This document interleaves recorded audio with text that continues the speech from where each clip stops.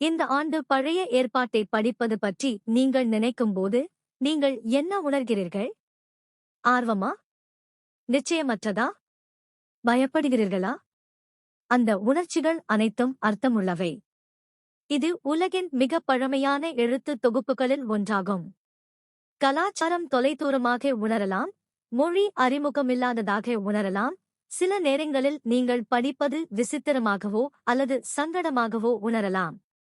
ஆனால் ஆரம்பத்திலேயே நீங்கள் நினைவில் கொள்ள வேண்டும் என்று நான் விரும்புவது இங்கே: பழைய ஏற்பாடு ஒரு அருங்காட்சியகம் அல்ல, அது ஒரு சாட்சி. ஆம், ஆபிரகாம், சாராள், அன்னாளும் தானியேலும் நம்முடையதிலிருந்து முற்றிலும் மாறுபட்ட ஒரு உலகத்தில் வாழ்ந்தார்கள். ஆனால் அவர்கள் குடும்ப மகிழ்ச்சி மற்றும் குடும்ப முரண்பாடு மூலம் வாழ்ந்தனர். அவர்களுக்கு தைரியம் மற்றும் நிச்சயமற்ற தருணங்கள் இருந்தன. அவர்களுக்கு ஆன்மீக அனுபவங்கள் இருந்தன. அவர்கள் போராடிய நேரங்கள் இருந்தன. வேறு வார்த்தைகளில் கூறுவதானால் அவர்கள் உண்மையான மனிதர்கள். அவர்களின் கதைகள் நம்மை கவர இங்கே இல்லை. கிறிஸ்துவிடம் வர நமக்கு உதவ அவர்கள் இங்கே இருக்கிறார்கள். எனவே நான் பழைய ஏற்பாட்டில் தேர்ச்சி பெற வேண்டும் என்று நினைத்து இந்த ஆண்டை தொடங்க வேண்டாம். நான் பழைய ஏற்பாட்டில் இரட்சகரை சந்திக்கப் போகிறேன் என்று சிந்திக்கத் தொடங்குங்கள். அதுதான் முக்கிய குறிக்கோள். நீங்கள் படித்து குழப்பமாக உணரும்போது நீங்கள் தோல்வியடைகிறீர்கள் என்று அர்த்தமல்ல. மெதுவாகவும் சிறந்த கேள்விகளைக் கேட்கவும் காலப்போக்கில் கர்த்தர் உங்களுக்கு கற்பிக்கட்டும் என்றும் நீங்கள் அழைக்கப்படுகிறீர்கள் என்று இது பெரும்பாலும் அர்த்தம். ஒரு வசனம் ஒரு எளிய வாக்குறுதியை கொடுக்கிறது: தேவனுடைய வார்த்தை உங்கள் பாதங்களுக்கு விளக்காகவும் உங்கள் பாதைக்கு ஒளியாக மாறக்கூடும். சங்கீதம் 11:9, 10:5. அதாவது பழைய ஏற்பாடு ஒரு பெரிய சுமையாக இருக்கக்கூடாது. இது உங்கள் அன்றாட படிகளை வழிநடத்தும் ஒரு ஒளியாக இருக்க வேண்டும், ஒரு நேரத்தில் ஒரு சிறிய படி. சிந்திக்க வேண்டிய கேள்விகள்: பழைய ஏற்பாட்டை படிப்பதில் நான் என்ன உணர்ச்சி உணர்கிறேன்? ஏன்? என் குறிக்கோள் இயேசு கிறிஸ்துவை சந்திக்கவும் எல்லாவற்றையும் புரிந்து கொள்ளுங்கள். அல்ல என்றால் என்ன மாறும்?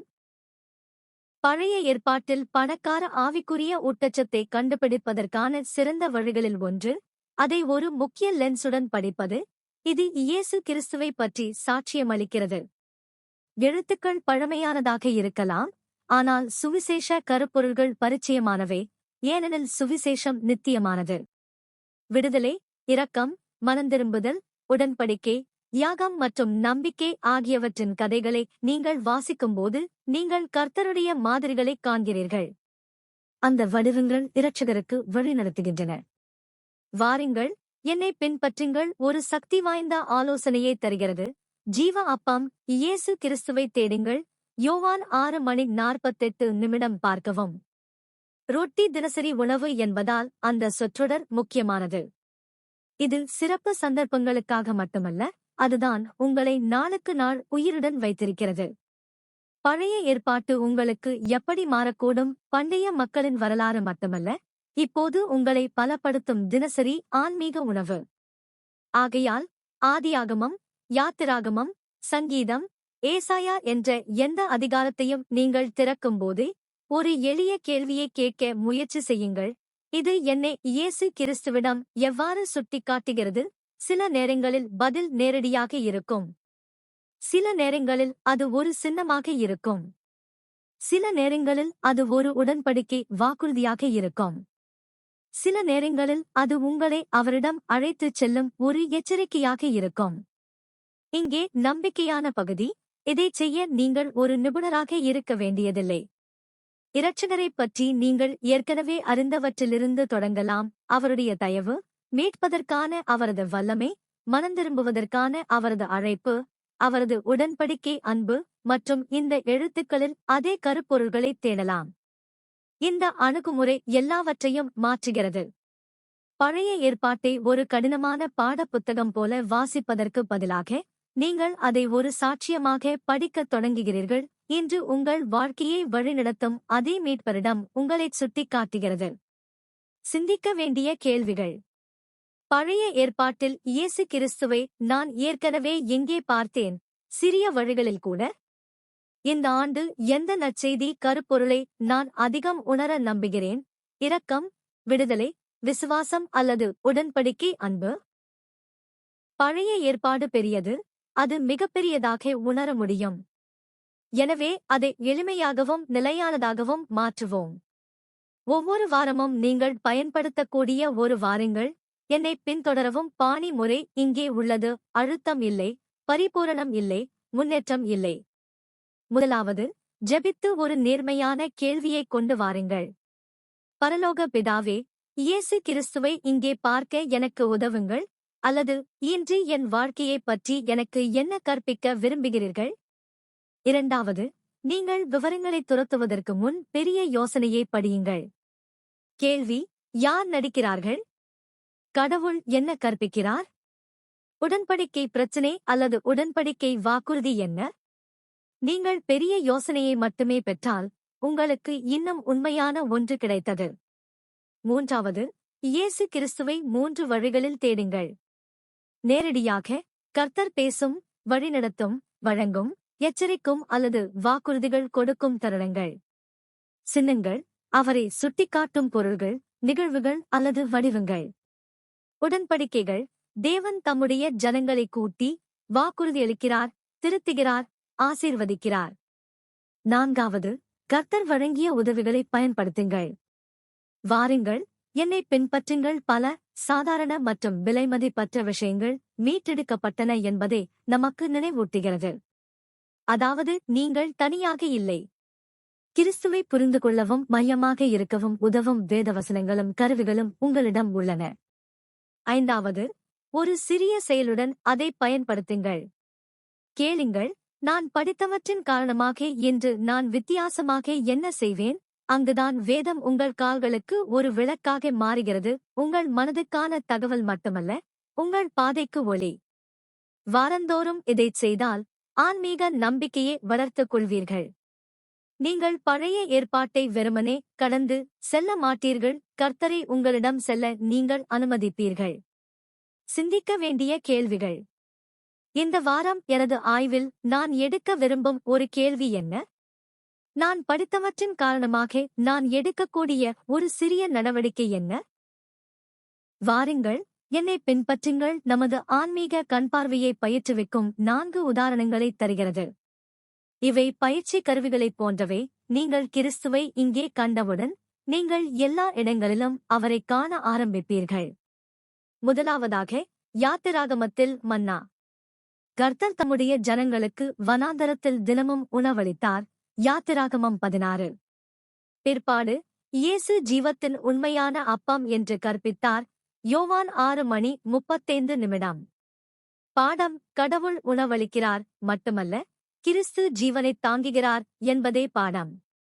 நீங்கள் ஒரு வனாந்தர பருவத்தில் இருப்பதைப் போல உணரும்போது அவர் உங்களை பலப்படுத்துகிறார். குழப்பம், சோர்வு அல்லது அடுத்தது என்ன என்று தெரியவில்லை. இரண்டாவதாக, பலி ஆட்டுக்குட்டி.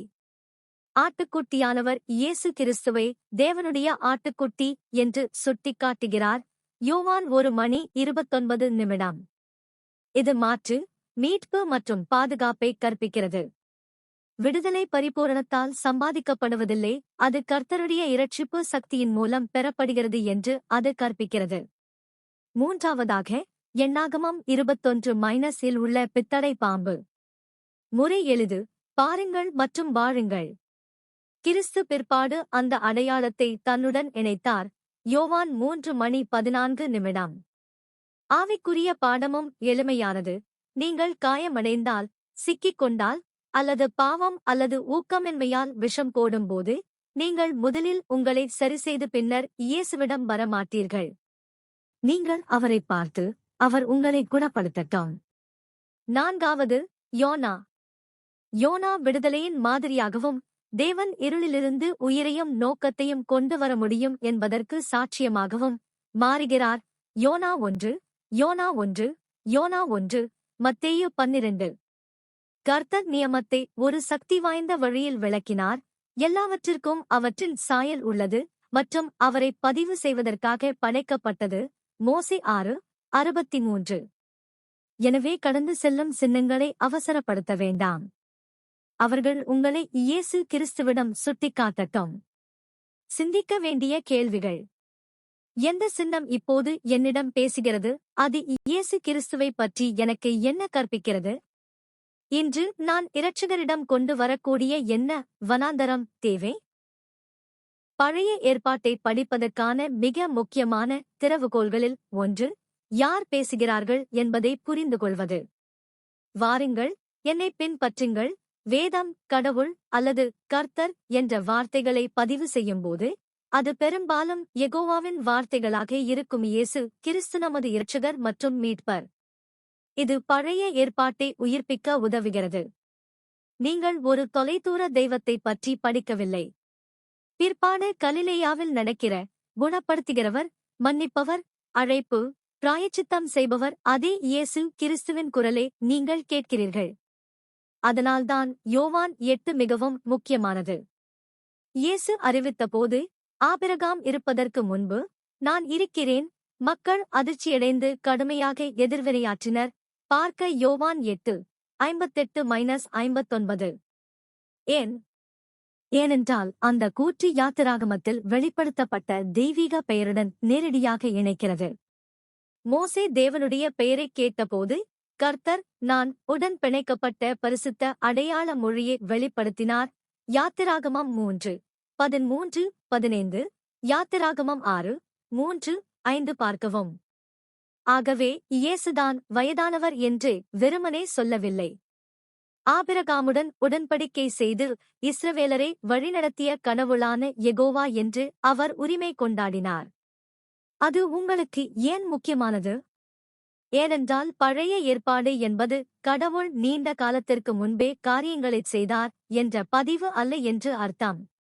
இயேசு கிறிஸ்து தம்முடைய ஜனங்களுக்கு கற்பித்ததும், உடன்படிக்கைகளைச் செய்வதும், அவர்களை விடுவிப்பதும், அவர்களை திருத்துவதையும், அவருடைய மரண ஊழியத்திற்காக உலகத்தை ஆயத்தப்படுத்தியதையும் இது ஒரு பதிவு.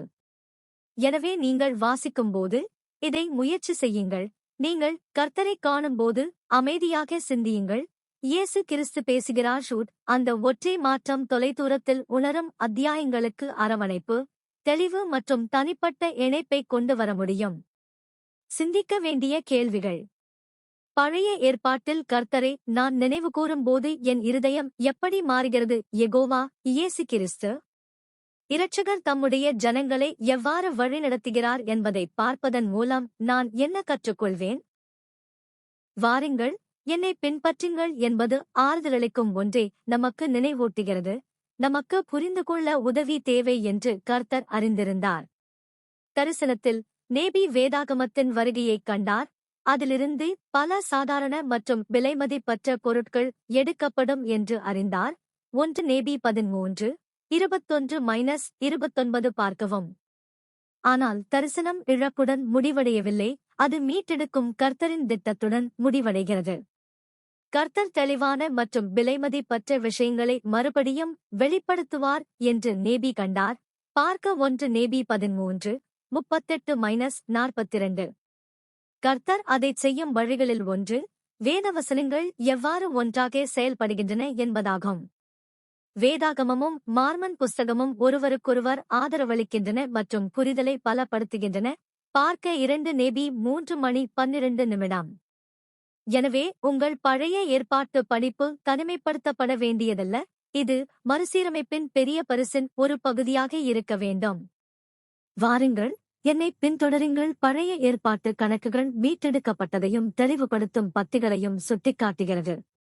மோசேயின் புத்தகம் ஆதியாகமம் 1 முதல் 6 வரை உடன் தொடர்புடைய சத்தியங்களையும் கணக்குகளையும் மீட்டெடுக்கிறது. ஆபிரகாமின் புஸ்தகம் வெளிப்படுத்தப்பட்ட உண்மைகளை சேர்க்கிறது. ஜோசப் ஸ்மித் மொழிபெயர்ப்பு அடிக்குறிப்புகளில் காணப்படும் தெளிவுபடுத்தல்கள் மற்றும் பைபிள் உதவிகளை உள்ளடக்கியது. கூடுதல் வாசிப்புடன் உங்களை மூழ்கடிப்பதே புள்ளி அல்ல, உங்களுக்கு உறுதியளிப்பதே விஷயம். ஏதாவது குழப்பமாக இருக்கும்போது கர்த்தர் கூடுதல் ஒளியை வழங்கியுள்ளார். உதவிகளை பயன்படுத்தவும், அடிக்குறிப்புகளை பயன்படுத்தவும், மீட்டெடுக்கப்பட்ட வேதத்தை பயன்படுத்தவும். குறிக்கோள் அற்பமான விஷயங்களை வெல்வது அல்ல, இது ஆன்மீக புரிதலை பெறுவதும் இயேசு கிறிஸ்துவிடம் நெருக்கமாக வருவதும் ஆகும். இந்த ஆண்டு நீங்கள் படிக்கும்போது மறுசீரமைப்பு ஒரு மங்கலான வசனத்தை பிரகாசமான ஒன்றாக மாற்றும் தருணங்களை பாருங்கள். அவை பெரும்பாலும் உங்கள் சொந்த வாழ்க்கைக்கும் வெற்றி மற்றும் விலைமதிப்பற்ற தருணங்கள். சிந்திக்க வேண்டிய கேள்விகள். கர்த்தர் எனக்கு தெளிவை மீட்டெடுப்பதை நான் எப்போது உணர்ந்தேன்? ஆன்மீக ரீதியாகவோ தனிப்பட்ட முறையிலும் அல்லது வேதத்தில்? உதவிகளை, அடிக்குறிப்புகள், ஜிஎஸ்டி குறிப்புகள், மீட்டெடுக்கப்பட்ட வேதம் அதிகமாக இல்லாமல் நான் எவ்வாறு பயன்படுத்த முடியும்? உங்களுக்காக பழைய ஏற்பாட்டை ஒழுங்கமைக்கும் ஒரு கருப்பொருளை நீங்கள் விரும்பினால் அது இதுதான்: உடன்படிக்கை. பழைய ஏற்பாட்டு என்பது தேவன் தம்முடைய ஜனங்களை உடன்படிக்கையின் மூலம் தனது விசித்திரமான பொக்கிஷத்தை ஆக்க முயலும் கதையாகும். யாத்திராகமம் 19:5. அந்த சுற்றொடர் ஒற்றைப்படையாக இருப்பதைப் பற்றியது அல்ல, இது கடவுளுடன் ஒரு சிறப்பு உறவில் தேர்ந்தெடுக்கப்பட்டு, சேகரிக்கப்பட்டு, கவனித்துக் கொள்வது பற்றியது. ஆபிரகாம், ஈசாக்கு, யாக்கோபு போன்ற தீர்க்கதரிசிகளுக்கும் அவர்களுடைய சந்ததியினருக்கும் கர்த்தர் நித்திய உடன்படிக்கையை வழங்கினார். மீண்டும் நீங்கள் அதே வடிவத்தைக் காண்பீர்கள். கடவுள் அழைக்கிறார், மக்கள் பதிலளிக்கிறார்கள், ஆசீர்வாதங்கள் வருகின்றன, மக்கள் நகர்கிறார்கள், கர்த்தர் அவர்களை மீண்டும் அழைக்கிறார், உடன்படிக்கை தொடர்கிறது. இது சரியான மனிதர்களின் கதை அல்ல, இது ஒரு முழுமையான உண்மையுள்ள கடவுளின் கதை. எனவே படிக்க ஒரு சக்தி வாய்ந்த வழி இங்கே. உடன்படிக்கை தருணங்களைப் பாருங்கள். வாக்குறுதிகள், நினைவுகூரப்பட்ட வாக்குறுதிகள் மற்றும் வாக்குறுதிகள் புதுப்பிக்கப்பட்டதை தேடுங்கள்.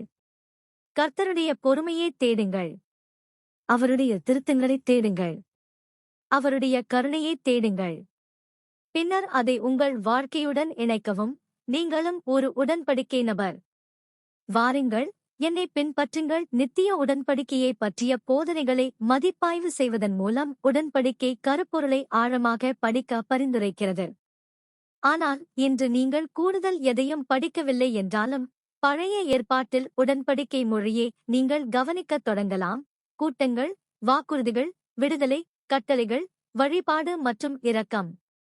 இதை நினைவில் கொள்ளுங்கள்: உடன்படிக்கைகள் உங்களை விதிகளால் சிக்க வைக்கவில்லை. அவை உங்களை இயேசு கிறிஸ்துவுடன் பிணைக்க வேண்டும். ஒரு உடன்படிக்கை உறவு என்பது கர்த்தர் தம்முடைய ஜனங்களை பரிசுத்தமான மற்றும் நிலையான ஒன்றாக எவ்வாறு வடிவமைக்கிறார், குறிப்பாக ஒவ்வொரு திசையிலும் நம்மை இழுக்கும் உலகில். சிந்திக்க வேண்டிய கேள்விகள். கர்த்தருடைய உடன்படிக்கை நபராக இருப்பது எனக்கு என்ன அர்த்தம்? கர்த்தர் தம்முடைய ஜனங்களை இரக்கத்துடன் திரும்ப அழைக்கிறார் என்பதை நான் எங்கே காண்கிறேன்? அது என் வாழ்க்கையில் எனக்கு எங்கே தேவை? சில நேரங்களில் மக்கள் உடன்படிக்கை என்ற வார்த்தையை கேட்டு பொறுப்பு மட்டுமே நினைக்கிறார்கள். ஆனால் வாருங்கள், என்னை பின்பற்றுங்கள் ஆழமான ஒன்றை கற்பிக்கிறது.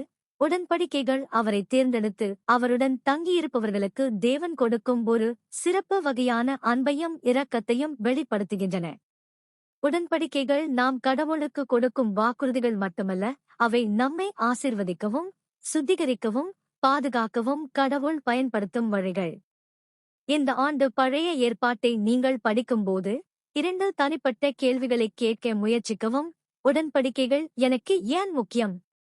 நான் என் உடன்படிக்கைகளை கைக்கொள்ளும் போது என்ன வகையான அன்பையும் இரக்கத்தையும் நான் பெறுகிறேன்? உடன்படிக்கை மக்கள் கஷ்டத்திலிருந்து விடுபடவில்லை என்பதை நீங்கள் கவனிப்பீர்கள். இஸ்ரவேலருக்கு இன்னும் வனாந்தர காலங்கள் உள்ளன.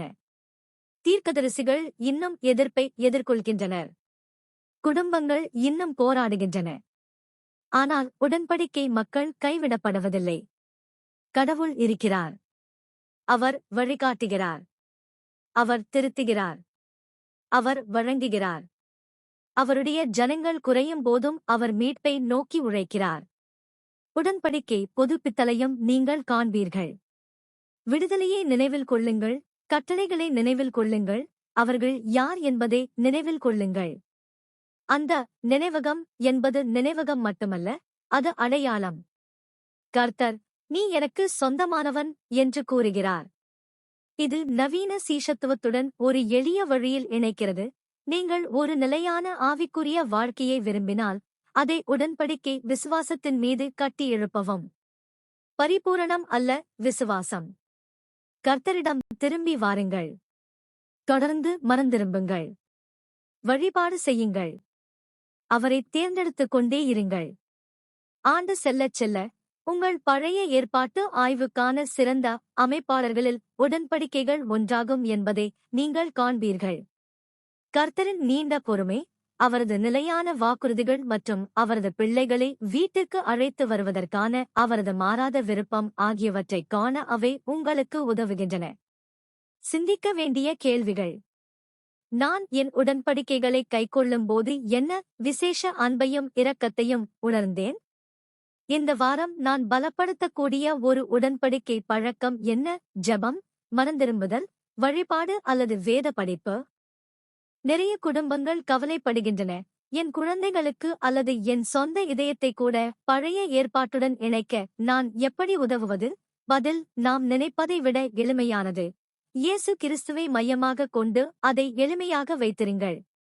வாருங்கள், என்னை பின்தொடருங்கள். சங்கீதம் 23 அல்லது ஏசாயாவின் தீர்க்கதரிசனங்கள் போன்ற படங்கள் மற்றும் சிறிய பத்திகளைப் பயன்படுத்தி குழந்தைகளுக்கு மற்றும் நம் அனைவருக்கும் இரட்சகரை உணர உதவ பரிந்துரைக்கிறது.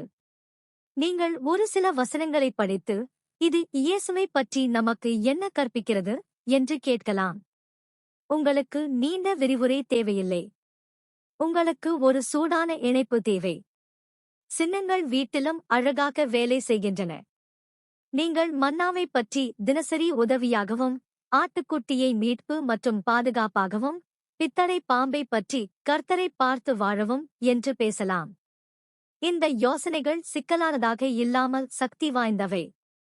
உடன்படிக்கைகளையும் எளிமையாக கற்பிக்க முடியும். வாக்குறுதிகளைப் பற்றி பேசுங்கள். குழந்தைகள் வாக்குறுதிகளை புரிந்துகொள்கிறார்கள். பின்னர் அதை ஞானஸ்நானம் உடன்படிக்கைகளுடன், மோசியா பிற்பகல் 6:10 13 மற்றும் பயபக்தியுடனும் நன்றியுடனும் ஆலய உடன்படிக்கைகளுடனும் இணைக்கவும். பழைய ஏற்பாடு தனிப்பட்டதாக மாறும்போது குறைவான பயமாகிறது. கடவுள் வாக்குறுதிகளை அளிக்கிறார். நாங்கள் வாக்குறுதிகளை அளிக்கிறோம். இயேசு கிறிஸ்து அவர்களைக் காக்க நமக்கு உதவுகிறார். மேலும் ஒரு குடும்ப நட்பு விசை, பெயர்களைக் கற்பிக்கவும். வெவ்வேறு அமைப்புகளில் மக்கள் வெவ்வேறு பெயர்களைக் கொண்டிருக்க முடியும் போலவே, இயேசு கிறிஸ்து வேதத்தில் வெவ்வேறு பெயர்களால் அறியப்படுகிறார். யாத்திராகமம் 6:3-ஐ வாசிப்பது அவரே யெகோவா என்பதை உணர்த்துகிறது. குழந்தைகள் மற்றும் பெரியவர்கள் அதை கற்றுக்கொள்ளும்போது, பழைய ஏற்பாடு வேறு மதத்தைப் போல உணருவதை நிறுத்துகிறது. அது அதே இரட்சகர், அதே சுவிசேஷம், அதே உடன்படிக்கை அன்பு ஆகிறது. சிந்திக்க வேண்டிய கேள்விகள். பழைய ஏற்பாட்டு படிப்பை இந்த வாரம் என் வீட்டிற்கு கொண்டு வருவதற்கான ஒரு எளிய வழி என்ன? இயேசு கிறிஸ்துதான் யெகோவா என்று மென்மையான, புரிந்து கொள்ளக்கூடிய விதத்தில் நான் எப்படி கற்பிக்கலாம்? நிறைய குடும்பங்கள் கவலைப்படுகின்றன, என் குழந்தைகளுக்கு அல்லது என் சொந்த இதயத்தை கூட பழைய ஏற்பாட்டுடன் இணைக்க நான் எப்படி உதவுவது? பதில்: நாம் நினைப்பதை விட எளிமையானது. இயேசு கிறிஸ்துவை மையமாகக் கொண்டு அதை எளிமையாக வைத்திருங்கள்.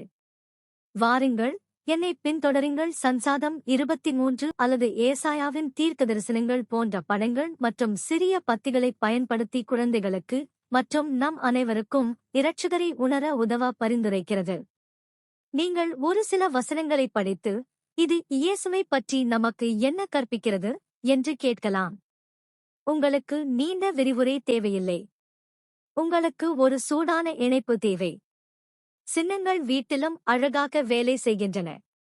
நீங்கள் மன்னாவைப் பற்றி தினசரி உதவியாகவும், ஆட்டுக்குட்டியை மீட்பு மற்றும் பாதுகாப்பாகவும், பித்தளை பாம்பை பற்றி கர்த்தரை பார்த்து வாழவும் என்று பேசலாம். இந்த யோசனைகள் சிக்கலானதாக இல்லாமல் சக்தி வாய்ந்தவை. உடன்படிக்கைகளையும் எளிமையாக கற்பிக்க முடியும். வாக்குறுதிகளைப் பற்றி பேசுங்கள். குழந்தைகள் வாக்குறுதிகளை புரிந்துகொள்கிறார்கள். பின்னர் அதை ஞானஸ்நானம் உடன்படிக்கைகளுடன், மோசியா பிற்பகல் 6:10 13 மற்றும் பயபக்தியுடனும் நன்றியுடனும் ஆலய உடன்படிக்கைகளுடனும் இணைக்கவும். பழைய ஏற்பாடு தனிப்பட்டதாக மாறும்போது குறைவான பயமாகிறது. கடவுள் வாக்குறுதிகளை அளிக்கிறார். நாங்கள் வாக்குறுதிகளை அளிக்கிறோம். இயேசு கிறிஸ்து அவர்களைக் காக்க நமக்கு உதவுகிறார். மேலும் ஒரு குடும்ப நட்பு விசை, பெயர்களைக் கற்பிக்கவும். வெவ்வேறு அமைப்புகளில் மக்கள் வெவ்வேறு பெயர்களைக் கொண்டிருக்க முடியும் போலவே, இயேசு கிறிஸ்து வேதத்தில் வெவ்வேறு பெயர்களால் அறியப்படுகிறார். யாத்திராகமம் 6:3-ஐ வாசிப்பது அவரே யெகோவா என்பதை உணர்த்துகிறது. குழந்தைகள் மற்றும் பெரியவர்கள் அதை கற்றுக்கொள்ளும்போது பழைய ஏற்பாடு வேறு மதத்தைப் போல உணருவதை நிறுத்துகிறது. அது அதே இரட்சகர், அதே சுவிசேஷம், அதே உடன்படிக்கை அன்பு ஆகிறது. சிந்திக்க வேண்டிய கேள்விகள். பழைய ஏற்பாட்டு படிப்பை இந்த வாரம் என் வீட்டிற்கு கொண்டு வருவதற்கான ஒரு எளிய வழி என்ன? இயேசு கிறிஸ்துதான் யெகோவா என்று மென்மையான, புரிந்து கொள்ளக்கூடிய விதத்தில் நான் எப்படி கற்பிக்கலாம்?